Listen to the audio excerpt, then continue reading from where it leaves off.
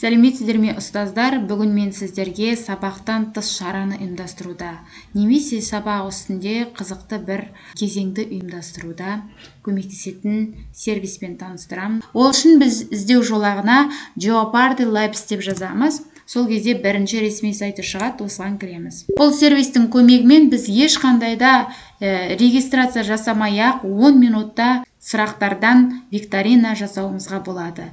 Немесе 21 ғасыр своя игра форматындағы ойындарды ұйымдастырсақ болады. Бұл бізде ағылшын тіліндегі сайт, сондықтан біз мышканың кез келген жерде оң жағын басып, перевести на русский деп орыс тіліне аударып аламыз. Содан кейін біз, егер войти присоединиться деп осы жердегілерді басатын болсақ, онда ол бізге ақылы версиясын ұсынады. Ақылы версиясының әрине мүмкіндіктері көп. Дегенмен біз бұл жерде тегін қолдана аламыз. Ол үшін біз создай опасную игру дегенді басамыз. Бұл әрине қауіпті ойын емес. Create password деген жерге, мына жерде кез келген өзіміз бір пароль ойлап жазамыз. Міне біздің викториналық сұрақтар қоюға арналған негізгі бетшеміз ашылды. Енді бізде мына жерде қарап тұрсаңыз, категорияларға белгілі өзіміз орналастырсақ болады. Енді біз осы жерге өзіміздің категориямызды орналастырсақ болады. Яғни біз 21 ғасырды ойнаған кезде бізде онда бөлімдер болады ғой. Мысалы музыка, тұлға, жануарлар, немесе география, биология деген сияқты пәндерге бөлінеді. Дәл сол секілді сіз осыны өзгертіп, үстінен бассаңыз бір рет категорияның барлығы өзгереді. Немесе сіз тақырыпшаларға бөліп қойсаңыз болады. Мысалы, бірінші бөлімді аяқтап жатсаңыз, бірінші бөлімде 5 тақырып болатын болса, 5 тақырыпқа бөліп қойсаңыз болады. Мен қазір осы бөлімдерге бөлемін. Мысалы, желілер тақырыбы болсын. Мұнда бізде электронды кесте, мұнда бізде программалау. Міне мен 5 категорияның атауын енгізіп қойдым. Мына жерлерге баратын болсақ, бізде төменгі жақта міне сары тұр. Осымен біз қосып көбейтіп аламыз, немесе керек емес болса удалить етіп, делиттің батырмасын басып тастасақ болады. Енді бізде желілер бөлімі бойынша 100, 200, 300, 400, 500 ұпайдан тұратын сұрақтарымызды енгіземіз. Мен 100 ұпайдан тұратын сұрақты енгізейін. Question prompt деген жерге, мына жерге өзіңіздің сұрағыңызды енгізесіз. Мысалы, желі ағылшынша. Мына жерге ағылшынша атауын жазып қоямын. Network. Мына жерде сіз егер картинка енгізетін болсаңыз, картинка енгізсеңіз болады. Әрі қарай видео сұрақ қоятын болсаңыз, осылай етіп видеоның сілтемесін қойсаңыз болады. Әрі қарай continue деп басамын. Дәл сол секілді электронды кестеге сіз тағы да өзіңіз сұрақ ойлап табасыз. Енді мен бұл жерде барлығын жазып отырмаймын, мұнда сұрақ деп қояйын. Жауап. Енді мына жерге электронды кесте дегеннің 300 ұпайдан тұратын сұрағының үстіне мен YouTube-тан сілтеме көшіріп алып келдім. Осы жерге қоя қойсам болады, мына жерге жауабын жазып қойсам болады. Мысалы, бейнені қарай отырып жауап бере алады. Дәл сол секілді, мысалы, мына жерге программалауға 400 ұпайына сұрақ енгізсеңіз болады. Тармақталу операторы. Мұнда if else. Continue. Аппараттық бөлшеу дегенге, мысалы, санау жүйелері, түрлері.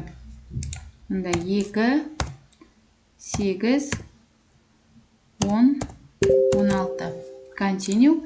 Яғни мен мына жердегі бірнеше яшықтарға сұрақ жауап деп сұрақтарды дайындаған жоқпын. Дек былай жазып кеттім сіздерге көрсету үшін. Сіз алдын ала сұрақтарыңызды өздеріңіз дайындап енгізсеңіздер болады. Сұрақ жауап.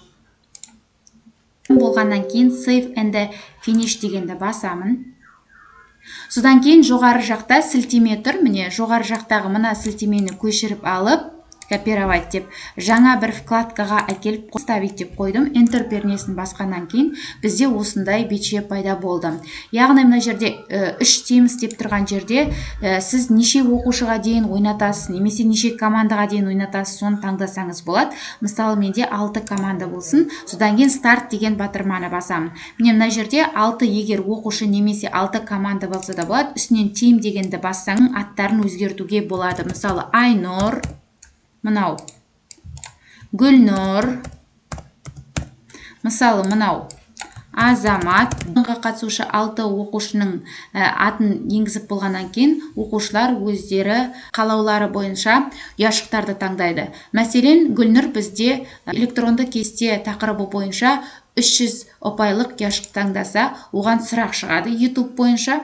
YouTube'тың сілтемесін басқаннан кейін мына жерде space bar дегенді басатын болсақ, жауабы шығады. Word деп шығады. Бірінші YouTube'ты көріп алды, сосын space bar'ды басқаннан кейін жауабы шығады. Тексереміз, дұрыс. Escape дегенді басамыз. Бізде Гүлнұр 300 сұраққа жауап берді. Демек, Гүлнұрға біз плюсик батырмасын бассақ, мына жердегі 300 ұпайды береді. Келесі бізде Дәурен, мысалы, 3 өлшемді модельдеу тақырыбы бойынша 500 ұпайлық ұяшықты таңдасын. Сұрақ шығады, space bar дегенді басамыз, жауабы шығады.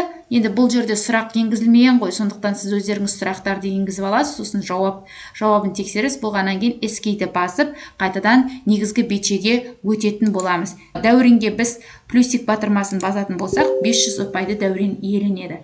Келесі бізде Азамат желілер тақырыбы бойынша 100 ұпайлық ұяшықты ашады. Ашайық, желі ағылшынша қалай аталады дейді.